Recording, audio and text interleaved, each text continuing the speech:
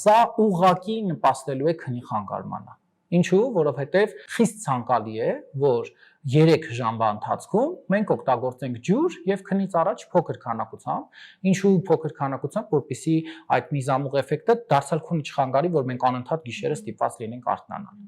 Երբ օգտագործում ենք աղի մթերքներ, որը ուղեկցվում է նաև ալկոհոլով, մասնավորապես գարեջրով, որը իր հերթին ունի այդ միզամուղ ազդեցությունը, ավտոմատ դուք խանգարում եք ձեր քունը։ Բացի դրանից նպաստում ենք բնականաբար մեծ քանակությամբ օրգանիզմ աղի ներթափանցման, ընդհանրապես աղը ոչ միայն միանվագ, այլ օրվա ընթացքում մեծ քանակությամբ աղը բացական է անդրադառնում մարդու վրա,